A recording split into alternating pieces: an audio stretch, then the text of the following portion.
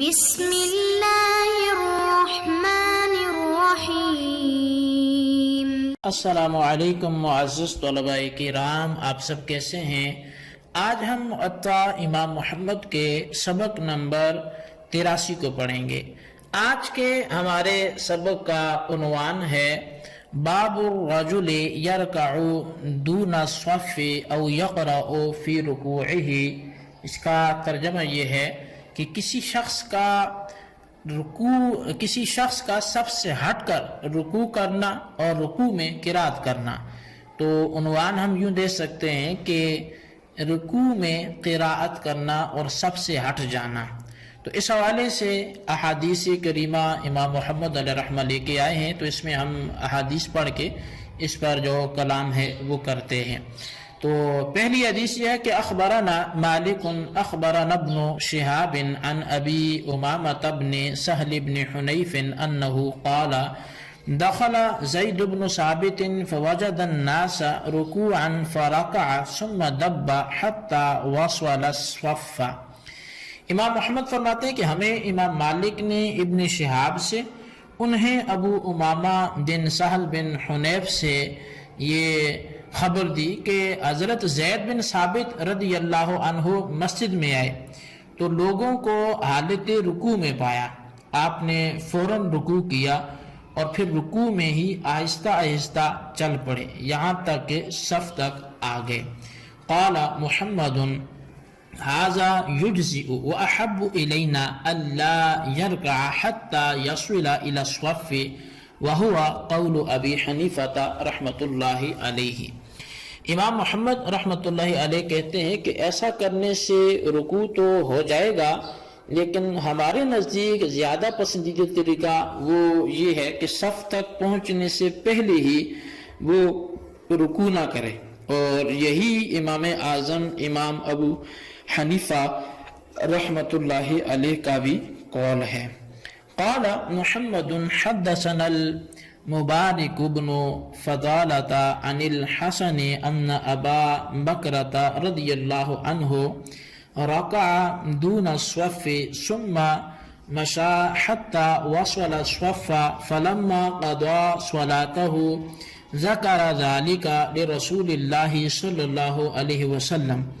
فقال له صلى الله عليه وسلم زادك الله حرصا ولا تعد۔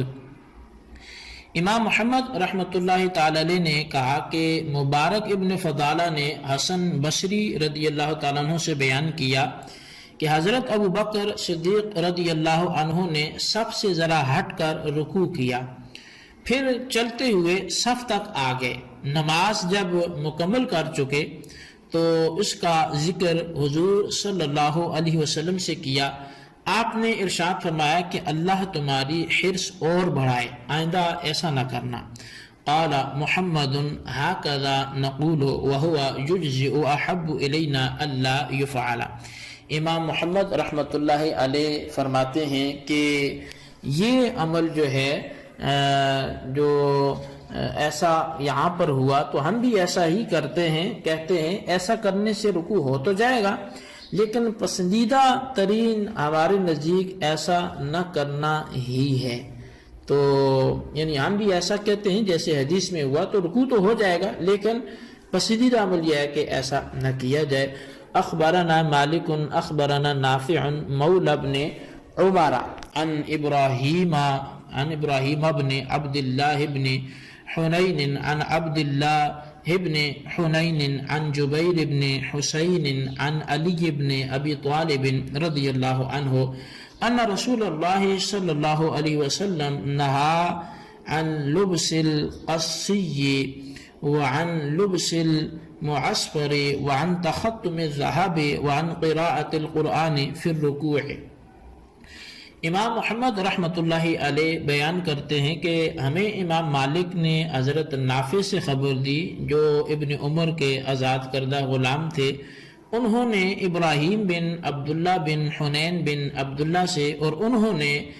جبیر بن حسین سے، اور انہوں نے علی المرتضی شیر خدا کرم اللہ تعالی وجہ الکریم سے روایت کی کہ حضور صلی اللہ علیہ وسلم نے ریشم پہننے اور زعفرانی رنگ والا کپڑا پہننے سے منع فرمایا۔ آپ نے سونے کی انگوٹھی اور رکوع میں قراءت کرنے سے بھی منع فرمایا۔ قال محمد وبہذا نأخذ تکرہ القراءۃ فی الرکوع والسجود وہو قول ابی حنیفہ رحمۃ اللہ علیہ۔ امام محمد رحمۃ اللہ علیہ فرماتے ہیں کہ ہمارا بھی اسی پر عمل ہے، رکوع اور سجدے میں قراءت جو ہے وہ مکروہ ہے، اور یہی امام اعظم امام ابو حنیفہ رحمۃ اللہ علیہ کا بھی قول ہے۔ اچھا، احادیث کا سلسلہ جو متن کی حد تک تھا وہ تو مکمل ہوا، تو ان 3 احادیث میں ایک ہی واقعہ وہ مختلف صحابہ کرام کا منقول ہوا، وہ یہ ہے کہ صف سے دور ہی رکوع کر کے پھر چل کر صف یا قوم کے ساتھ آ ملنا۔ اب امام محمد رحمۃ اللہ علیہ نے اسے جائز قرار دیا، لیکن اس کا ترک جو ہے وہ زیادہ پسند فرمایا، یعنی کہ کوئی شخص نماز میں آیا تو جماعت کھڑی تھی تو اس نے صف سے پہلے ہی رکوع کر لیا اور پھر چلتا ہوا آ کے صف میں شامل ہوا، تو امام محمد نے اسے جائز تو قرار دیا لیکن اس کے ترک کو زیادہ پسند فرمایا۔ اچھا، اسی مضمون کی ایک حدیث جو ہے وہ صاحب مشکات نے امام بخاری سے بھی ذکر فرمائی ہے، تو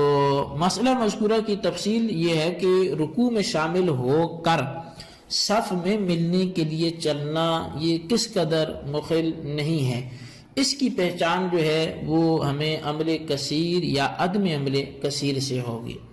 اگر زیادہ چلنا پایا گیا جو عمل کثیر کی تعریف میں آ جاتا ہو تو اس سے تو اس کی نماز جو ہے وہ فاسد ہو جائے گی یا باطل ہو جائے گی، ورنہ جو ہے یہ جائز ہوگا، لیکن پھر بھی خلاف اولیٰ ہوگا۔ اور مشکات شریف میں موجود اسی حدیث کی شرح کرتے ہوئے حضرت علامہ ملا علی قاری رحمۃ اللہ علیہ نے فرمایا کہ اگر 1-2 قدم چلنے کی ضرورت پڑی تو نماز فاسد نہیں ہوگی، اس سے زائد پر نماز فاسد ہو جائے گی۔ تو اب اس حدیث پاک سے وہ چند ایک جو ہے وہ مسئلے ہمیں معلوم ہوتے ہیں، اور وہ یہ کہ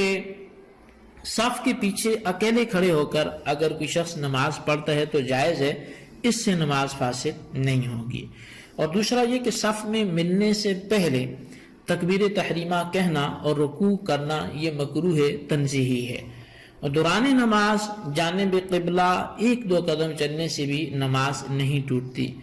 3 یا اس سے زائد قدم لگاتار چلنے سے نماز جو ہے وہ عمل کثیر کی وجہ سے ٹوٹ جائے گی۔ تو تیسری حدیث میں جن 4 اشیاء کا ذکر ہوا، یعنی ریشمی کپڑے پہننا، رکوع میں قرات کرنا، سونے کی انگوٹھی پہننا، زرد رنگ کے کپڑے پہننا، تو ان کے بارے میں جو تفصیل ہے وہ کچھ اس طرح سے ہے کہ پہلی 3 باتیں تو ممنوع ہیں اور چوتھی کے بارے میں اختلاف ہے۔ تو اب اس میں یہ آپ ذہن میں رکھیں کہ حدیث مذکور کو صاحب مشکات نے بھی ذکر کیا ہے۔ عبداللہ بن عمر بن عاص رضی اللہ تعالیٰ عنہ کو جب نبی علیہ السلام نے 2 پیلے رنگ کی چادریں اوڑھے ہوئے دیکھا تو آپ نے فرمایا تھا کہ یہ کفار کے کپڑے ہیں، انہیں نہ پہنا کرو۔ اسی طرح حضرت عبداللہ بن عمر رضی اللہ تعالیٰ عنہ سے ایک روایت ہے کہ ایک شخص نے 2 سرخ رنگ کی چادریں پہنے ہوئے نبی علیہ السلام کے قریب سے وہ شخص گزرا تو اس نے سلام عرض کیا، آپ نے جواب ہی نہ دیا۔ تو ان احادیث کی شرح کرتے ہوئے حضرت جناب ملا علی قاری رحمۃ اللہ تعالی علیہ نے لکھا ہے کہ بعض کے نزدیک اس سے مراد یہ ہے کہ سفید رنگ کے کپڑے کو پہننے کے لیے بنایا گیا، پھر اسے سرخ یا زرد رنگ میں رنگا گیا، تو آپ نے اسے ایسے کپڑے کے بارے میں ذکر کردہ ارشاد فرمایا۔ تو اس لیے بعض نے کہا کہ اگر سوٹ پہلے ہی رنگا گیا پھر اسے پہنا تو یہ جائز ہے۔ اگر کوئی رنگین سوٹ پہلے ہی رنگین ہے، ایک تو یہ ہے کہ سفید کو دوسرا رنگ کروا لیا، لیکن صحیح یہ ہے کہ مطلقاً سرخ رنگ اور زرد رنگ کا کپڑا پہننا مردوں کے لیے وہ درست نہیں ہے۔ زرد رنگ والے کپڑے کو نبی علیہ السلام کا لباس کفار فرمانا، اس سے مراد یہ ہے کہ کافر لوگ حلال و حرام لباس میں مردوں اور عورتوں کے درمیان وہ فرق نہیں کرتے جیسا کہ فرق کرنا چاہیے۔ تو اس سے مراد حضرت عبداللہ بن عمر بن عاص رضی اللہ تعالیٰ عنہ کا واقعہ وہ واضح کرتا ہے۔ انہیں جب نبی علیہ الصلوۃ والسلام نے دھونے کی اجازت نہ دی اور فرمایا کہ جلا دو، تو انہوں نے جا کر جلا دیا۔ دوسرے دن نبی علیہ الصلوۃ والسلام نے زرد رنگ کی چادروں کے بارے میں پوچھا کہ کیا کیا، تو عرض کی کہ تنور میں جلا دی ہیں، تو فرمایا گھر کی کسی عورت کو دے دیتے۔ لہٰذا معلوم یہ ہوا کہ مردوں کی بنسبت عورتوں کے لیے اس کا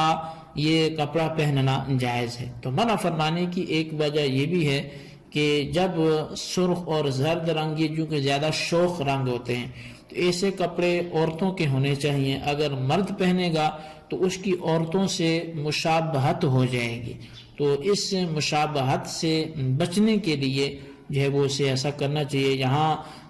عبدالحق محدث دہلوی رحمۃ اللہ تعالی علیہ وہ مشکات شریف کی شرح میں فرماتے ہیں کہ مذہب حنفی میں مختار یہ ہے کہ یہ مکروہ تحریمی ہے اور اسے پہن کر نماز پڑھنا بھی مکروہ ہے۔ اور سرخ رنگ میں بھی اختلاف ہے، اور شیخ قاسم حنفی جو متاخرین علماء میں بہت عظیم گزرے ہیں اور قسطلانی کے بھی استاد ہیں، ان کی تحقیق جو ہے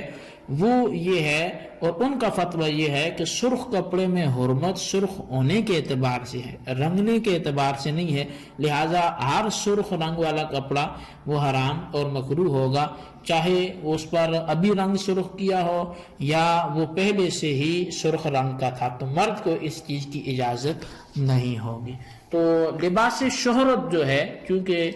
کوئی بھی ایسا لباس جو غیر معروف اور لوگوں کی نظریں اس کی طرف اٹھیں، تو لباس شہرت جو ہے وہ مرد کو نہیں پہننا چاہیے، اور اسی لیے جو ہے یہاں سرخ اور زرد رنگ سے بھی منع کیا گیا۔ تو بہرحال اللہ تبارک و تعالی ہمیں عمل کرنے کی توفیق نصیب فرمائے، آمین بجاہ النبی الامین صلی اللہ علیہ وسلم۔